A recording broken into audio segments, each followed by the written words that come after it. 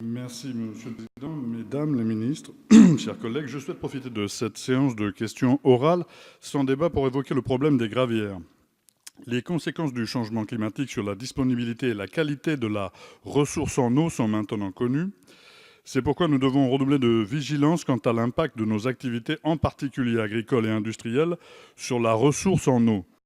Sensibilisé à cette thématique préoccupante, comme tous mes compatriotes ariégeois, je souhaiterais attirer votre attention sur le remblaiement des excavations laissées par l'exploitation des gravières, en prenant l'exemple concret d'une exploitation située dans ma circonscription en Ariège.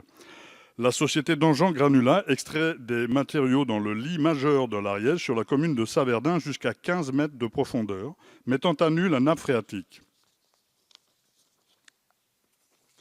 Les modalités de réaménagement du site prévues par arrêté préfectoral impliquent la mise en eau d'une grande quantité de déchets dits inertes pour le remblaiement partiel de ces trous d'eau.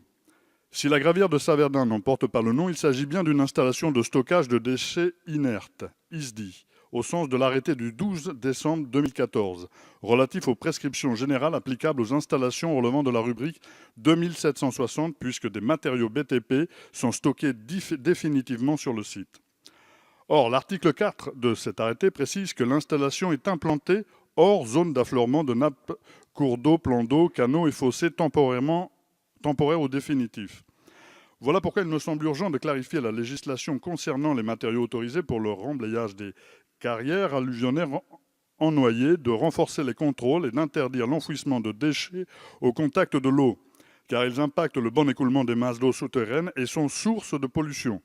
Que pensez-vous de cette situation et quelles mesures comptez-vous prendre concernant le remblaiement des gravières? Merci.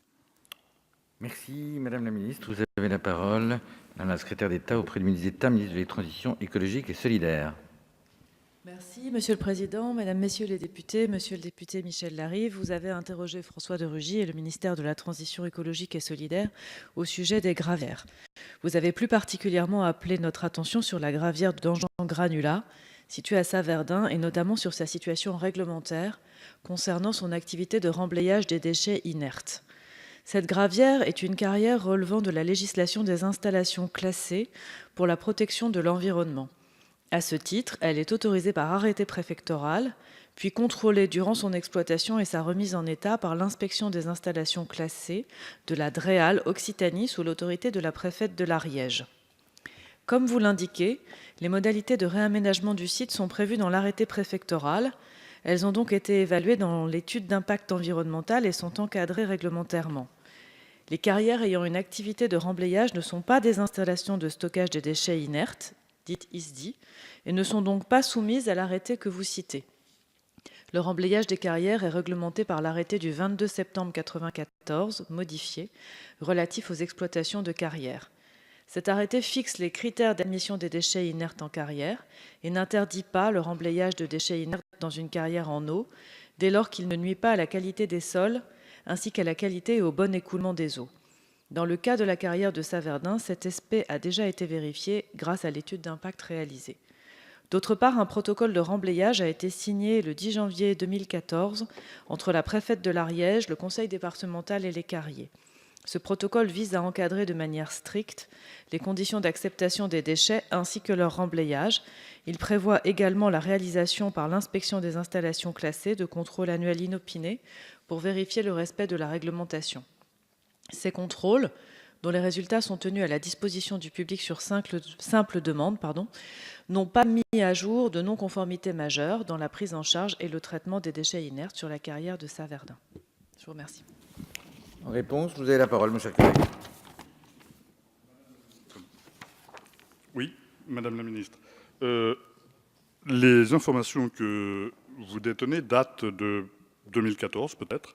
Aujourd'hui, de nouvelles informations font état d'une énorme pollution. Je prendrai juste un taux en aluminium qui est 14 000 fois supérieur à la norme autorisée.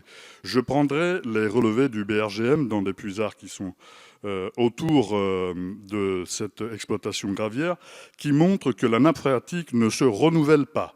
Je prendrai les impacts visuels sur le terrain que j'ai vu des arbres éclatés, c'est dû à la pollution, ça a été vérifié. Les gens sont en procès contre, effectivement, ces gravières. Ce que je viens vous dire ici, je viens vous demander de régler un problème régler un problème quelque part de paix sociale dans notre territoire, mais je crois que c'est redondant dans tout le territoire. Quand on enfouit des déchets inertes, tout va bien, mais lorsque l'on les immerge, c'est très simple de comprendre que du plâtre va effectivement faire bouchon et dévier les nappes phréatiques là où elles étaient, alors qu'en plus un aménagement d'irrigation était fait plus loin et que la ville de Saverdun, le nord de cette ville, va être impacté par un manque d'eau très bientôt. Je rappelle quand même qu'il y a une zone stratégique là avec l'Ariège qui est une rivière d'étiage de la Haute-Garonne et que plus loin nous avons Golfech. Voilà ce que je voulais dire. Je voulais juste vous informer des nouvelles. Merci, monsieur le collègue. Nous en venons maintenant à la